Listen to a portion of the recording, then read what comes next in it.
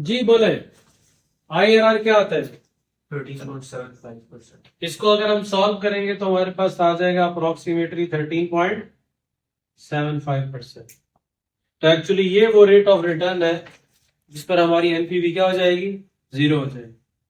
ठीक है भैया, अगर आप चाहें तो इसको ट्राई भी कर सकते हैं कि वाकई इस पर एनपीवी जीरो होती है नहीं होती।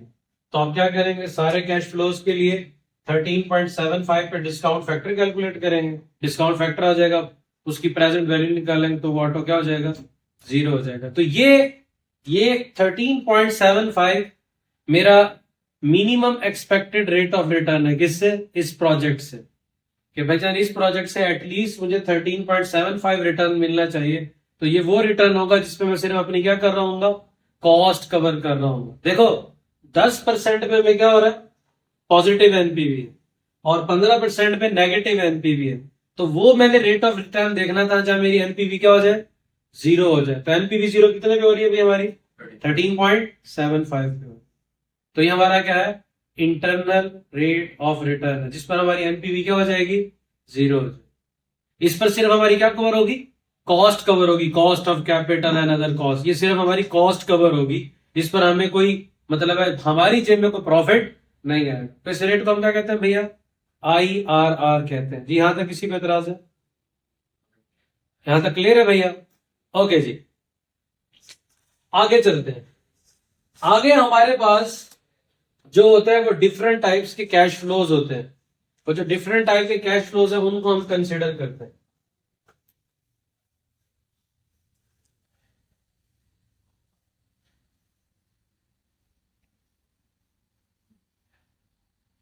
नेक्स्ट जो हमारे पास कंसेप्ट है वो है एन्युइटीज एंड परपेचुइटीज का। क्या एन्युइटी का मतलब क्या होता है? एन्युइटीज किसे कहते हैं और परपेचुइटीज किसे कहते हैं?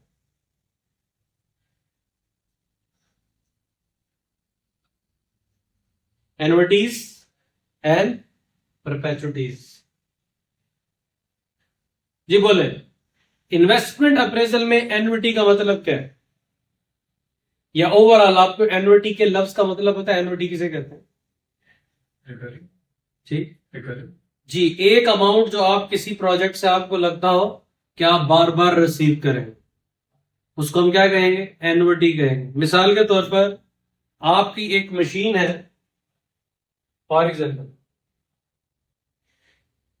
एक मशीन है और उसकी जो आपको कॉस्ट इनकर हो रही है वो हो रही है 45,000। 45,000 आप कॉस्ट इनकर कर रहे हैं और आपको यह लगता है कि आप इससे जनरेट करेंगे,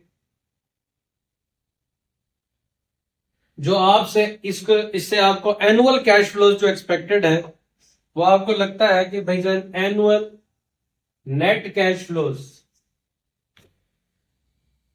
एनुअल जो नेट कैश फ्लोज होंगे वो होंगे ₹8,000 for 8 years।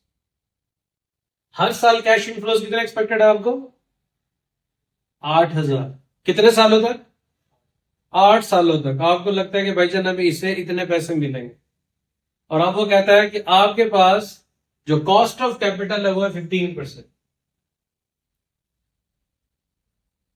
Cost of capital है जी 15%।